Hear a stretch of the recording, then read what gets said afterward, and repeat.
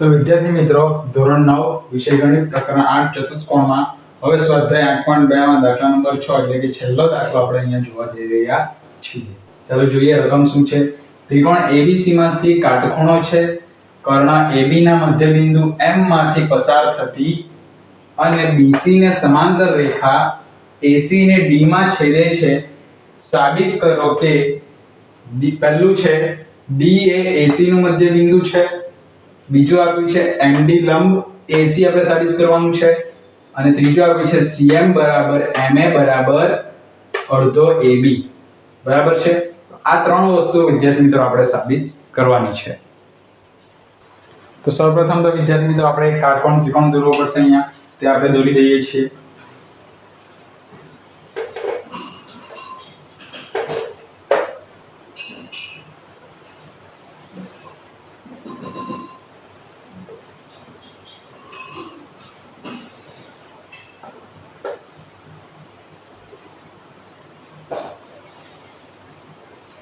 તમે જોઈ શકો છો આપણે કાટકોણ ત્રિકોણ દોરી દીધો છે.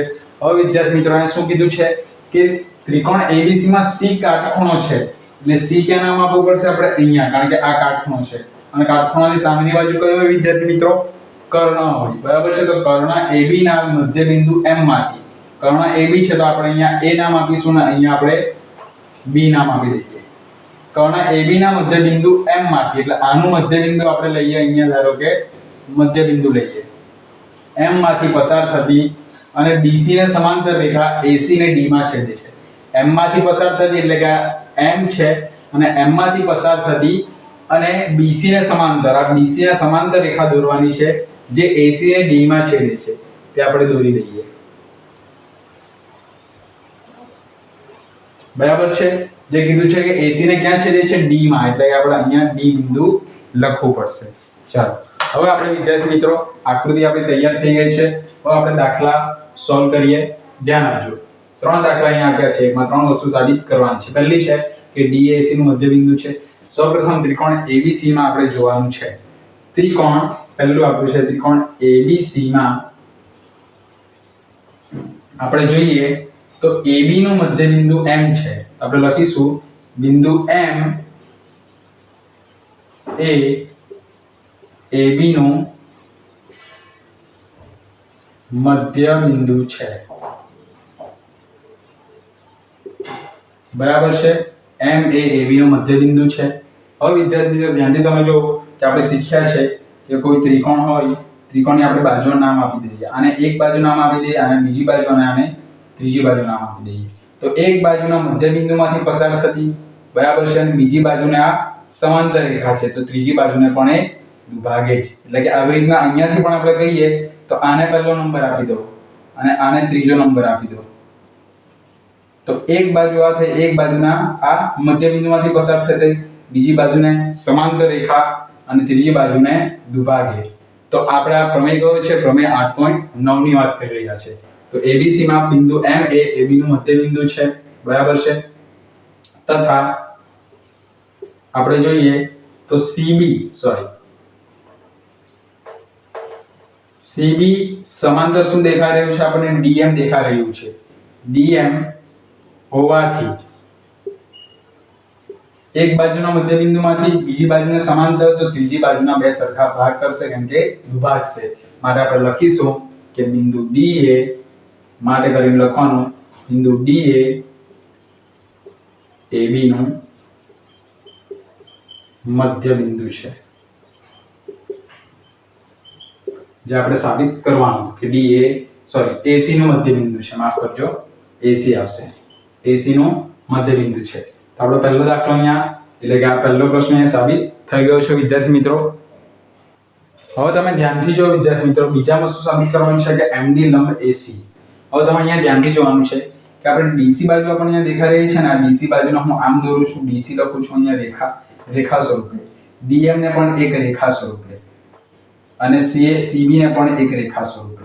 તમે ધ્યાનથી જો તો આપણને DC રેખા છે એ બે રેખા DM અને CB ને છેદતી દેખાય છે આપણને. અને છેદતી હોય તો તેના અંતઃકોણના ખૂણાનો સરવાળો કેટલો થાય? 180 થાય. બરાબર છે. તો આપણે લખીશું કે DC એ ડીસી એ કયા બે સમાંતર ડીએમ સમાંતર સીબી ની છેદિકા થશે ડીએમ સમાંતર સીબી ની છેદિકા છે બરાબર છેદિકા કેમ થશે કારણ કે છેદે છે આ એક રેખા કઈ રેખા તો કે ડીસી છેદે છે બરાબર છે માટે આપણે લખી શકીએ જો છેદતી હોય તો બંનેના અંતરકોણનો સરવાળો કેટલો થાય 180 થાય તો આ ખૂણો અને આ ખૂણો બરાબર લેવાનો છે માટે BCD માટે લખીશું ખૂણો BCD વત્તા લખીશું ખૂણો CDM વત્તા ખૂણો CDM બરાબર 180 અંશ કારણ લખીશું છેદિકાની એક જ તરફના અંતઃકોણ બરાબર છે છેદિકાની એક જ તરફના અંતઃકોણ થશે પરંતુ વિદ્યાર્થી મિત્રો સી ખૂણો છે પહેલાથી આપણને શું આપી દીધો છે કાટખૂણો આપી દીધો છે બરાબર છે માટે BCD બરાબર કાટખૂણો થવાનો માટે એના બરાબર આપણે 90 લખી દઈએ આપણે લખવાનું પહેલા તો પરંતુ ખૂણો C એ કાટખૂણો છે બરાબર છે માટે આપણે લખીશું અહીંયા C બરાબર 90 લખીશું વત્તા ખૂણો CDM લખીશું બરાબર 180 લખીશું માટે વિદ્યાર્થી મિત્રો ખૂણો CDM બરાબર આપણે લખીશું 180 ઓછા 90 અંશ માટે ખૂણો CDM બરાબર થશે વિદ્યાર્થી મિત્રો કેટલો થશે 180 માંથી 90 જાય તો 90 જ રહેવાના છે 90 થશે બરાબર છે જે આપણને ખૂણો મળી ગયો છે 90 માટે 90 મળી ગયો કયો ખૂણો CDM એટલે આપણને કાટખૂણો મળી ગયો કાટખૂણો એટલે લંબ હશે કોને લંબ હશે તો કે આપણી કઈ બાજુને AC બાજુને આ કાટખૂણો DM MD એ AC બાજુને લંબ થઈ ગયો 90 મળી ગયો માટે આપણે લખી દેવાનું અહીંયા હું સાઈડમાં લખું છું તમારે આની નીચે લખવાનું છે શું લખીશું કે માટે MD લંબ AC આ આપણું બીજું પરિણામ સાબિત થઈ ગયું છે બરાબર છે MD લંબ AC હવે વિદ્યાર્થી મિત્રો આપણે આગળ વધીએ હવે ત્રીજું શું પૂછ્યું છે આપણને ત્રીજું પૂછ્યું છે કે CM બરાબર MA બરાબર 1/2 AB બરાબર છે એટલે કે અડધો AB CM છે એ CM છે તો CM ને આપણે જોડવું પડશે તો CM ને આપણે જોડી લઈએ સૌપ્રથમ તો અહીં આપણે CM જોડી દઈએ છે પહેલા તો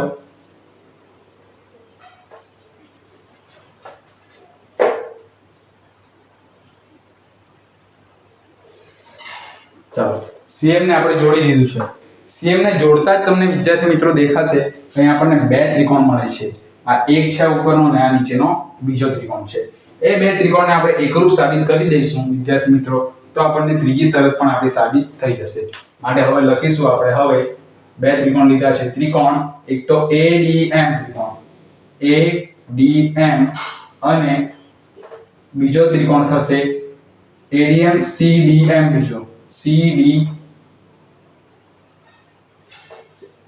માં જોવાનું છે આપણે ધ્યાનથી તમે જો તો કે AD બરાબર CD થશે અહીંયા ચોખ્ખી વાત છે પહેલી વાત AD બરાબર CD કારણ આપણે શું લખીશું કે D એ AC નું મધ્ય બિંદુ છે D એ AC નું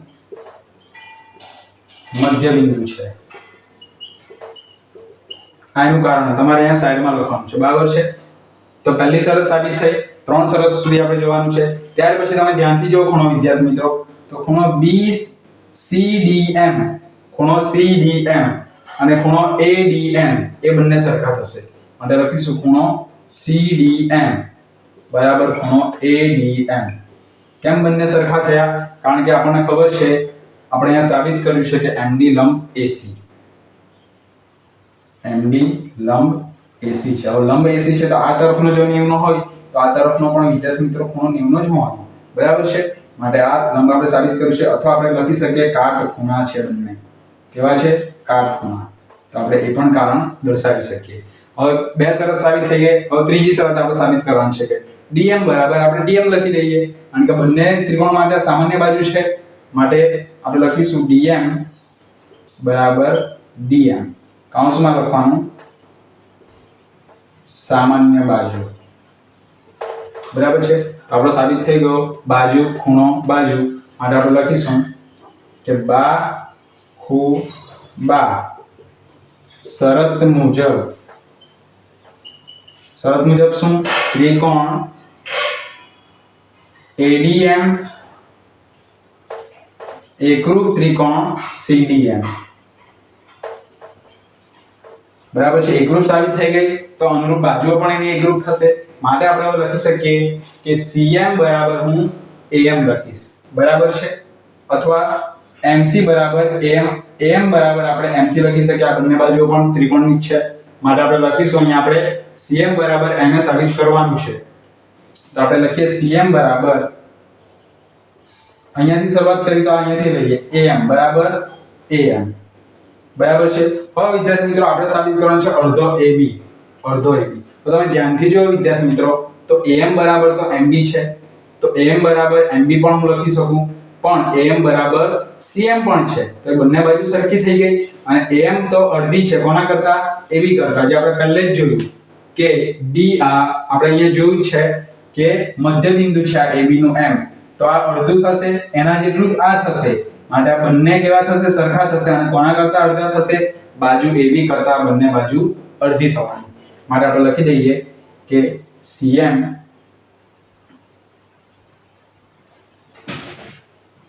હવે અહીંયા AM લખ્યું છે તો આપણે એને MA પણ લખી શકીએ. સરખું જ છે. MA બરાબર આપણે લખીશું અડધો AB. કેમ અડધો AB લખ્યો છે? કારણ કે બંને બાજુ કરતા એ 2 ગણું છે. તો આપણું ત્રીજું પરિણામ પણ અહીંયા આપણે સાબિત કરી દીધું છે વિદ્યાર્થી મિત્રો. અને આના માટે આપણે કારણ પણ પહેલું લખી શકીએ વિદ્યાર્થી મિત્રો કે AM બરાબર પહેલા આપણે કારણ પણ લખી શકીએ. લખવું હોય તો જવાબ પહેલા શું કારણ લખી શકીએ? કેમ આપણે ડાયરેક્ટ લખી દીધું? ધ્યાન આપજો. AM બરાબર અડધો AB થશે. માટે આપણે લખીશું AM બરાબર અડધો AB. અને AM બરાબર તો શું છે? CM છે. તો આપણે AM બરાબર પહેલા CM લખી દઈએ, પછી AM લખી દઈએ, બંને બરાબર છે, પછી 1/2 એટલે કે અડધો AB.